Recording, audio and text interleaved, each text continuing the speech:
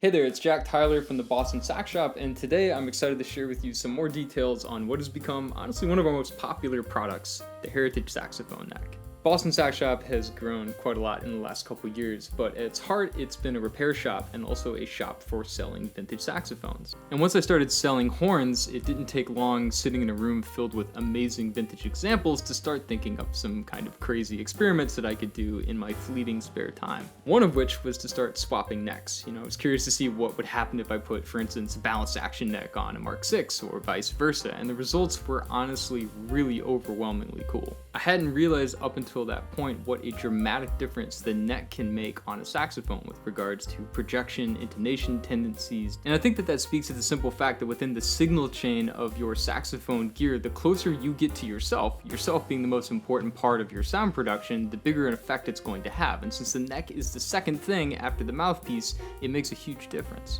What I really love about some of the super special vintage horns like the old Balanced Actions or Selmer Supers, Con 10Ms, and New Wonders is their flexibility. I feel like those horns in particular have kind of like a limitless amount of energy you can put into them and get a really wide range of sounds. Most modern horns, and I kind of consider the Mark VI to be a modern horn as well since it's sort of the, grandfather in a way of everything that came after it, have a little bit more of a reserved vibe. By that I mean that there are certainly a lot of really great things about those instruments and instruments based on the Mark VI, but there is a certain, I would say, centeredness or closed downness to those horns that the earlier examples don't have. But with that, of course, comes the benefits of typically better intonation, also certainly ergonomics, and overall evenness across the registers. So the goal with the Heritage Neck was to kind of combine the best of both, offer up the freedom and flexibility that those earlier horns have, especially in like the middle and lower register of the instrument, but at the same time not make you as the player work harder to keep the intonation centered. So really quick, here's me actually playing a beautiful early 5-digit Mark VI tenor with its original neck, followed immediately by the Heritage Neck with the same setup.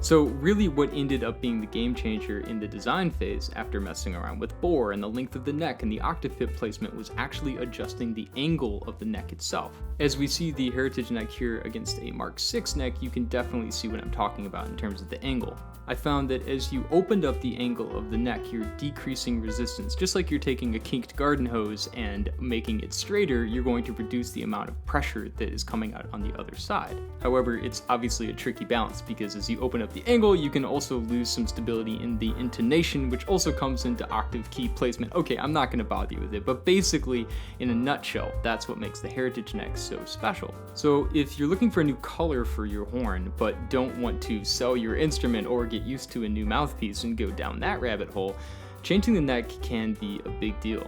And to me, the Heritage Neck is my dream neck in terms of design and response. It gives me all of the flexibility and warmth reminiscent of some very early saxophones without the difficulties of intonation issues or indiscrepancies across the range of the horn in terms of tone. So if any or all of that sounded good to you, you can head over to bostonsaxshop.com where you can see all the different variations of the neck. Now, quick note on that, I really do believe that the finish does not impact the sound, so I just recommend everybody pick the one that they find the most aesthetically pleasing. And if you're digging the channel, do me another favor and go ahead and click the subscribe button below so that we can keep making videos for you. Thanks again for watching.